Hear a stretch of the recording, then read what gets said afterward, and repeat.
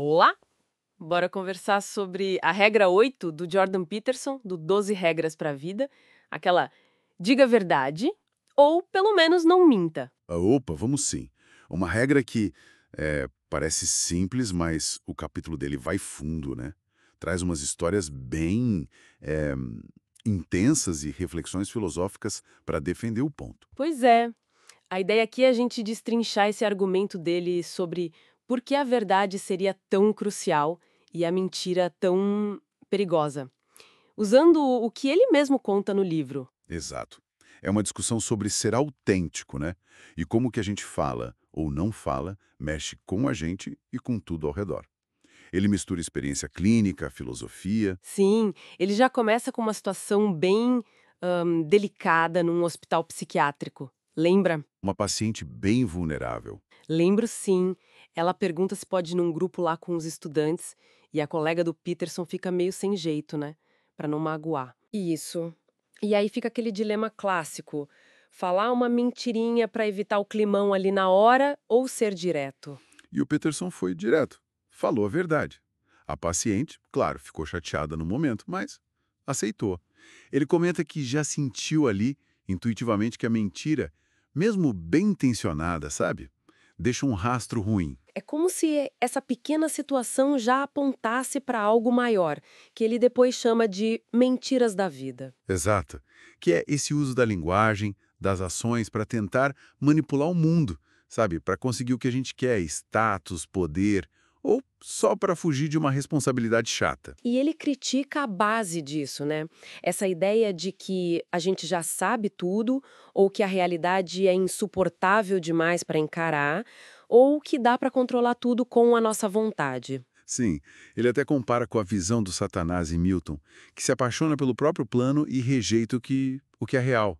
É uma crítica à arrogância, no fundo. E essa falsidade não é só mentir na cara dura, né?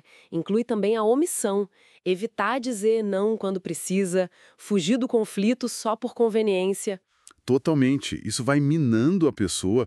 E tem uma parte que achei bem interessante, quase biológica, que ele sugere que encarar a verdade, o conflito, isso nos fortalece mesmo, fisicamente até. Ativa potenciais, forma novas conexões no cérebro. Nossa, então evitar a verdade não seria só uma falha moral, seria tipo frear o próprio desenvolvimento, deixar de aprender a lidar com a complexidade da vida? É por aí. E a vida já é complexa por natureza, né? Não precisa da gente complicando mais com falsidade.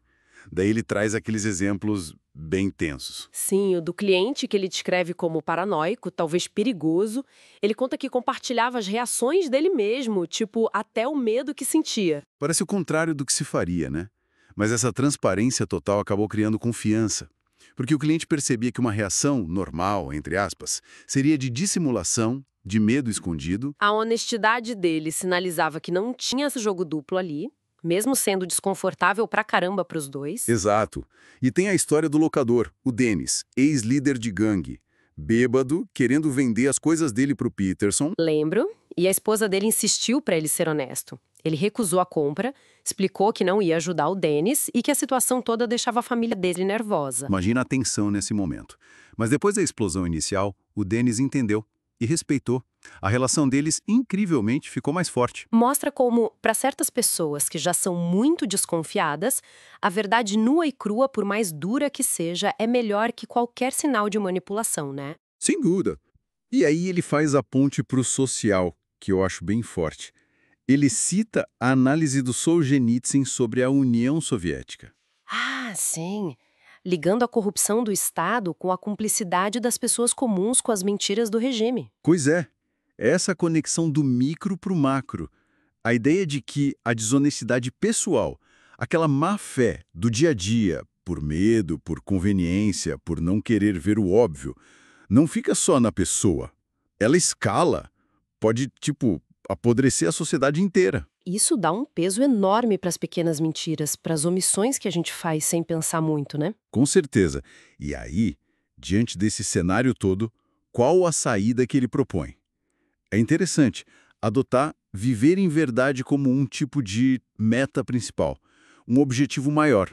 Uma bússola, talvez. Isso, tipo uma bússola. Esse meta-objetivo não te diz exatamente onde chegar, mas te ajuda a ajustar a rota de todos os outros objetivos menores, conforme você vai trombando com a realidade e aprendendo com ela. Então a verdade vira um processo de aprendizado constante, de adaptação, que exige coragem. Exige coragem e, ele diz, fé. Fé na possibilidade de se transformar, de melhorar.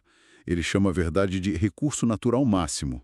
É potente isso. Resumindo a ópera, então, a regra 8 diz que a verdade, mesmo difícil, é essencial para a gente ser íntegro, ter força para encarar o sofrimento inevitável da vida e até para a saúde da sociedade. E quanto à falsidade? Bom, ela corrói tudo. A alma, o estado, leva para a amargura, para o ressentimento, para os infernos pessoais e coletivos que ele menciona. Fique então aquela provocação final, né? Se as mentiras grandes começam pequenas, muitas vezes como omissões que parecem inofensivas, Pois é. Que verdades a gente talvez esteja varrendo para debaixo do tapete no dia a dia? Mesmo as pequenas, as só um pouquinho incômodas. e qual o custo acumulado disso, né? A longo prazo, para o nosso crescimento, para os nossos relacionamentos, parece que o desafio é encarar a própria verdade, por mais complexa que seja.